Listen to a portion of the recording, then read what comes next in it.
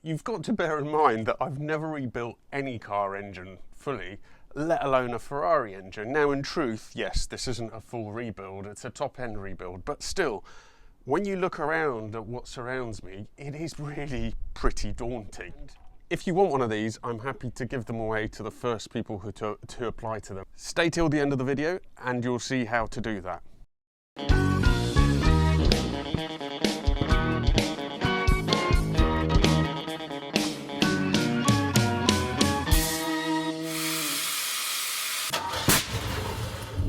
Hello everybody and welcome to a much overdue update on the Influenzo. Can you believe it? I am finally on my way to picking up the two heads which have been completely reconditioned. So we'll have a chat about those when we get to the guys who did them for me. But essentially, I mean, this is really a good thing for the car because it's not just a valve swap or anything else. They've been tested, they've been renewed, they've been skimmed, you know, everything's been done, so they should be pretty much as good as new. I'm just going to head off to, I think it's in Banbury, pick them up and then we'll have a look and see what they look like. They should be brand new and spanking lovely. Right, so I'm here at Night Engine Services. These are the guys that sorted out the heads for me. I'm doing this outside because of COVID restrictions and so on, but I'll have a couple of shots of the inside, a bit of the workshop and so on. And as you can see, both heads, so this is the DK one. I've put it on a different angle so we can have a look at the valves as well. But this is the DK one. This is the one that survived from the Influenzo.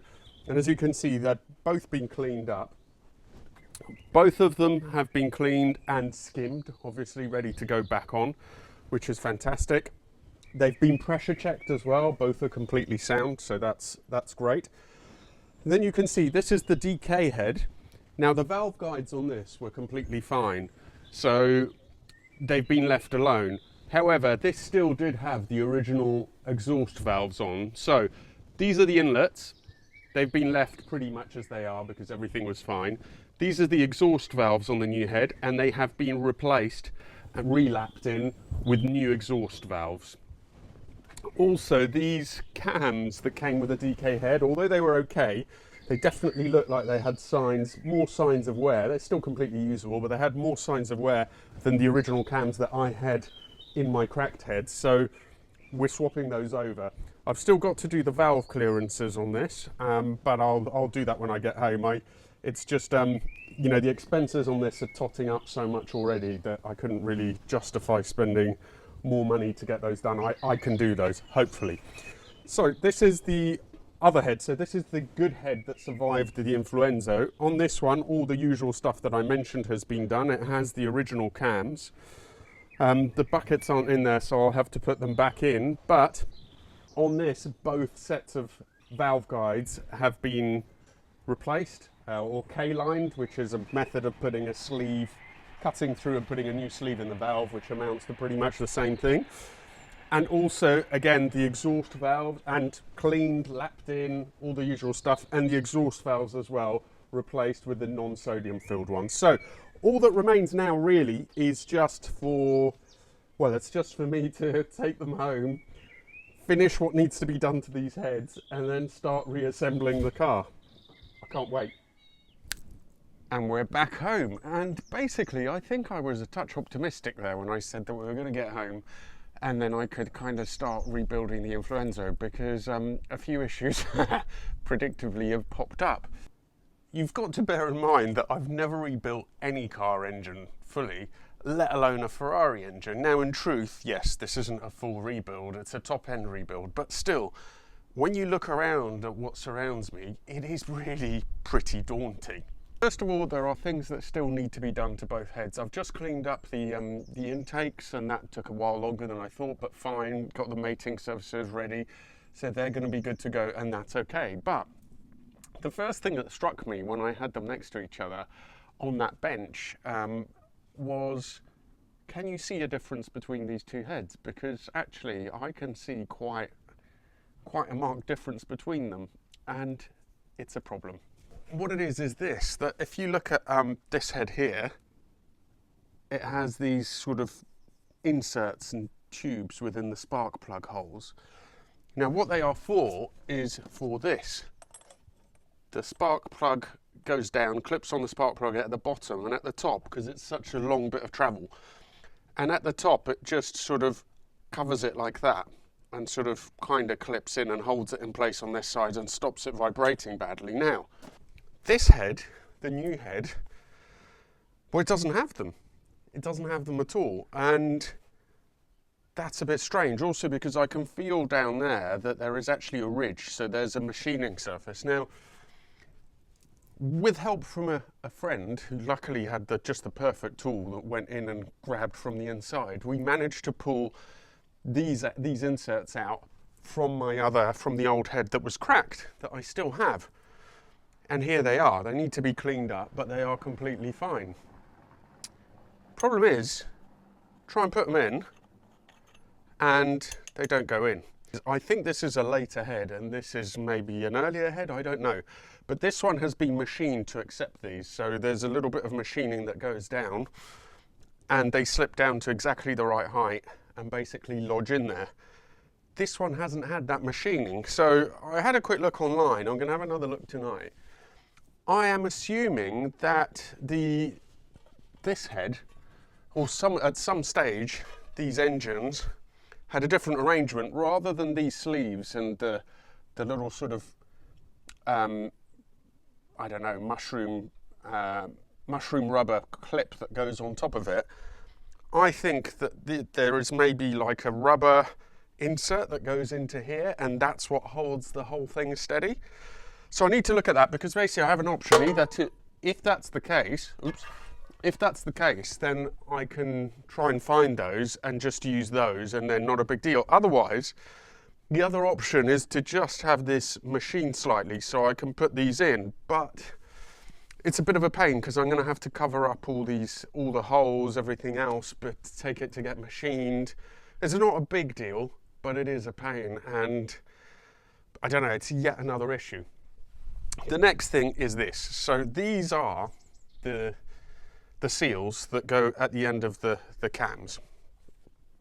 On the existing head that I have here, the seal sits on there's some grooves that have been cut into there, some channels. I presume, I don't know, maybe to give them a bit more grip or something, but they're only grooves that are cut in. They're not proud, they don't stand out. So maybe they're there if you use some sealant to help the sealant grab. On these, they're completely smooth. So again, it's not great because it's not exactly the same thing. Again, I think if I use sealant just around the edge to make sure they're held in, it will be fine. Plus, my old cam covers have been modified. I didn't do this. They've got these sort of retaining clips that help hold these in place. So that should be okay, but I am just curious because there are clearly some differences here. The next thing is this. So when I was working on this, this is the new head, but I've put my old cams in because they were better than the cams that came with the new head. And as you can see, one of the cam pulleys, when I was trying to get this head out, I actually knocked the shoulder off it. So I had to get a replacement second-hand one, which I do have. But in the process of taking it off, I noticed that you can see here, there's some holes, so it can be repositioned. I think it's for the fine-tuning of the mechanical timing. Now the thing is, obviously the cams also line up and they have those marks, so it's probably shouldn't be an issue to just put it back exactly as it was, but I'm just wondering if it's ever been checked in terms of that static timing, or if this is just the way it came from the factory and not static time, and this is just, I'll put it back in exactly the same hole. But it would be interesting to see, maybe looking at the whole hole. The other thing is this.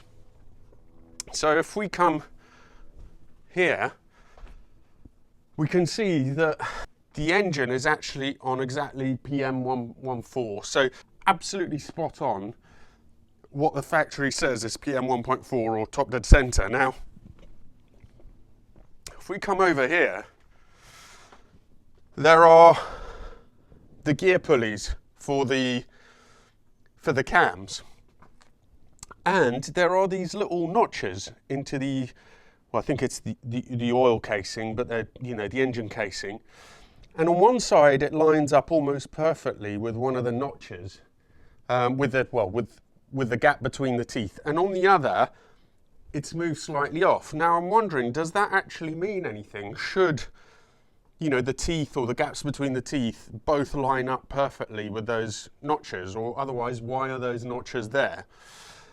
So just, I don't know, a few things, plus there's loads of things. I have to transfer studs over to the various heads, various ancillaries. There is still an awful lot to do here. This is the original, now very famous cracked head from the Influenzo, probably even worth more than a genuine one. Unfortunately, you can't have that because my friend JM, he sort of had dibs on it and stuff, and he offered to buy it from me, but I'm going to give it to him because he's been so helpful to me in the past. So this you can't get your hands on, but here are a selection of lovely valves with still the original Influenzo carbon marks on them. And if you want one of these, I'm happy to give them away to the first people to apply to them. Go onto my Instagram and send me a message, and the first 1, 2, 3, 4, 5, 6, 7, 8, 9, 10, 11, 12 people who do that will get a valve sent to them. If you're in the UK, I will probably just shoulder the postage cost myself. It shouldn't be too much, but if you are elsewhere, so if you're in the US or whatever, I'm afraid I might have to recoup some of the postage cost. We'll see. It might not be that much, in which case I'm happy to send them to you. But basically, send me an email, send me a message on Instagram. It's at number27vids, and I will send them out to you. First come, first served. Thank you very much for following as always, and hopefully in the next video I'll be much further along the rebuild.